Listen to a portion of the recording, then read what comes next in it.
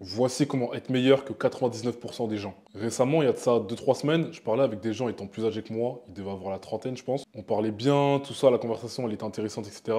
Mais ils devaient partir. Ils devaient avoir un rendez-vous ou un truc du genre, ce qui fait qu'on n'a pas pu terminer notre conversation. Du coup, la personne en question, elle m'a dit quoi? Elle m'a dit qu'on pourrait continuer cette conversation autour d'un verre. Ce que j'ai tout naturellement répondu, je ne bois pas. Et en fait, le truc, c'est que fallait voir la tête du collègue. Il était abasourdi. Il m'a dit, mais comment ça se fait que tu bois pas? Pourtant, t'es jeune. Je me suis dit, mais wesh. Maintenant, en 2023, ne pas boire de l'alcool, c'est un truc de fou. Genre, entre nous deux, c'est moi le mec bizarre parce que je bois pas. Quand je suis rentré, je me rappelle, toute la soirée, j'ai réfléchi à ça. Je me suis dit, c'est quand même triste que la médiocrité soit tant banalisée. Manger de la merde, fumer, boire, etc., genre niquer sa santé, soit tant banalisé, jusqu'à que les gens soient choqués quand je leur dis que j'ai 20 ans, que j'ai jamais fumé, que je bois pas et que je vais pas en boîte. Puis je me dis que cette différence, le fait que je sois pas intéressé à ce que la plupart des gens sont intéressés, bah, c'est tout simplement à mon avantage. Dans le sens où à seulement 20 ans, j'ai accompli des choses que la plupart des gens vont réaliser à 30 ans, voire même jamais. Je veux pas de leur vie, moi. Je veux pas me ruiner en boîte pour des meufs que j'aurai pas au final. Je veux pas abîmer ma santé, fumer, boire et ne pas pouvoir jouer au basket avec mes enfants plus tard parce que j'aurai les poumons défoncés sous prétexte que, vu que je suis jeune, je suis censé faire ça. Moi, ce qui m'intéresse, c'est développer mon plein potentiel sous tous les aspects, que ce soit financièrement, physiquement, intellectuellement, etc. La plupart des gens sont des fils de lâche et je ne veux pas leur vie. Je ne veux pas la vie de la plupart des gens. Je veux pouvoir faire ce que la plupart des gens ne peuvent pas faire. Et pour ça, je dois faire les choses que la plupart des gens ne veulent pas faire. Faire partie du top 1% aujourd'hui devient de plus en plus facile car la plupart des gens sont des fils de lâche. Déjà que la plupart des gens ont peu de compétences, ils ont peu d'ambition. Mais en plus de ça, ils ont la bêtise de se tirer eux-mêmes une balle dans le pied en ayant des mauvaises habitudes comme la fumette, l'alcool, les films de boules, etc. Chef, j'ai une grande ambition. Je me suis jamais contenté du minimum et je le ferai jamais. Et je refuse de me saboter moi-même en limitant mes capacités cérébrales et physiques juste pour paraître normal aux yeux des gens. Je refuse formellement. Et si tu regardes cette vidéo, c'est que tu as la même mentale que moi. Et justement, dans celle-ci, je vais t'expliquer en détail comment écraser la concurrence. Comment être meilleur que 99% des gens, comment faire partie du top 1% et devenir un fils de boss. Premièrement, il faut être totalement conscient de deux choses. La première chose est ce que tu ne veux pas dans ta vie. Et la deuxième chose, c'est où est-ce que tu vas finir si tu continues de réaliser les mêmes actions dans ta vie. Regarde la masse, regarde les gens et observe où est-ce que les actions futiles et inutiles mènent. Je pense que tu l'as remarqué, ça mène pas bien haut, ça mène pas bien loin. Pose-toi et regarde la masse. Rends-toi compte que la vie qu'ils vivent actuellement est en fait leur réalité à eux. La vie que tu vis aujourd'hui, le degré d'ouverture que tu as, le degré de visualisation, le degré d'ambition que tu as pour toi-même, c'est tout simplement ce qui fait ta situation d'aujourd'hui. Chef, on doit penser plus haut, plus fort, plus loin si tu veux atteindre de grandes choses dans ta vie. C'est plus facile de savoir ce que tu ne veux pas dans ta vie de par ton expérience, de par tes observations, etc.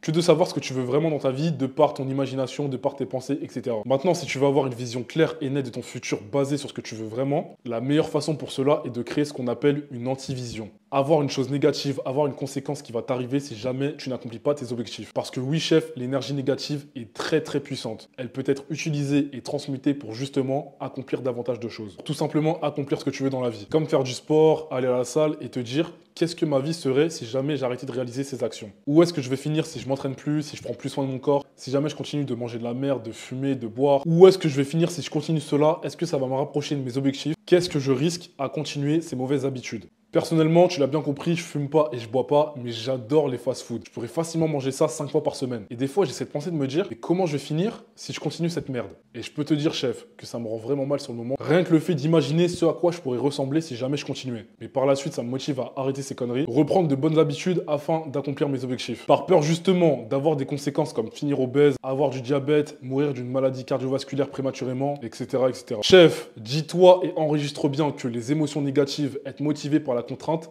ce n'est pas une mauvaise chose. Elles existent, elles sont ce qu'elles sont et elles ne devraient pas être supprimées, mais plutôt et surtout utilisées à bon escient. Du coup, pour créer ton antivision, assis-toi, prends un cahier et écris tout ton futur en commençant par ton antivision. Commence par écrire toutes les choses que tu ne veux pas dans ta vie. Ce à quoi tu ne veux pas ressembler, ce à quoi tu ne veux pas que ton futur ressemble, ce que tu ne veux pas que la plupart des jours que tu vas passer sur Terre ressemblent. Et à partir de ça, ça va être beaucoup plus clair pour toi ce à quoi ta vision pour ton futur ressemblera. Et du coup, chef, lorsque tu regardes ton antivision, tu dois te sentir inconfortable. Vraiment inconfortable avec le fait de voir où est-ce que tu peux finir ta vie si jamais tu ne prends pas le contrôle sur celle-ci. Et donc, avec cet inconfort, tu dois pouvoir voir, tu dois avoir une idée de ton ambition principale dans ta vie. Tu dois devoir pouvoir trouver un sens à ta vie. Tu dois pouvoir avoir une vision pour ta vie future. Ça doit être impactant ça doit avoir du sens. Parce que justement, ton antivision est censé être médiocre et sans valeur. Ton antivision vient du fait de ne pas réaliser des actions ou réaliser des actions inutiles pour tes objectifs. Chef, si tu ne crées pas de l'ordre dans ta vie, tu vivras dans le chaos. Du coup, dans ce même cahier, avec ta vision future et ton antivision, planifie ta vie future. Crée un plan d'action, une stratégie pour ce que tu vas faire tous les jours pour atteindre tes ambitions.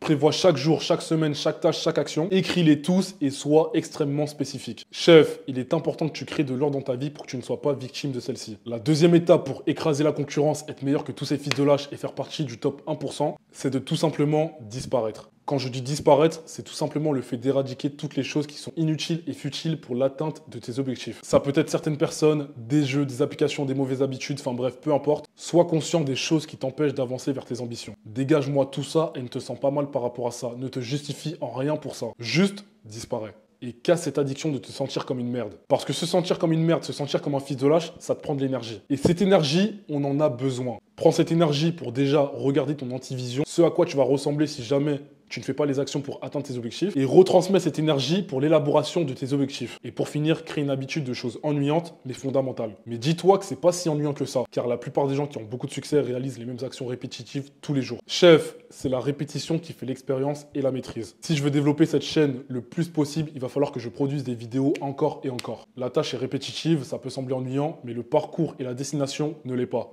Il y a des principes, des fondements qui doivent être répétés de manière régulière pour atteindre tes objectifs. Et chef, il faut accepter cela car c'est pareil dans tous les domaines. Que ce soit faire le même mouvement muscu pour prendre du muscle ou faire des millions de shoots en basket pour maîtriser les 3 points. Plus il y a de répétition, plus il y a d'expérience et plus il y a de maîtrise. Et donc au fur et à mesure du temps, ça te permettra de faire moins d'efforts pour avoir des résultats dans le domaine en question. Ce qui va te permettre d'être toujours devant les personnes qui espèrent avoir des résultats dès la première fois qu'ils essayent sans faire d'efforts. Être devant toutes ces personnes qui n'acceptent pas le fait qu'il va falloir répéter, se rater, rectifier le tir et recommencer jusqu'à maîtriser pour réussir. Faites confiance à la 26 Mentality et abonne-toi si t'es pas un fils de lâche.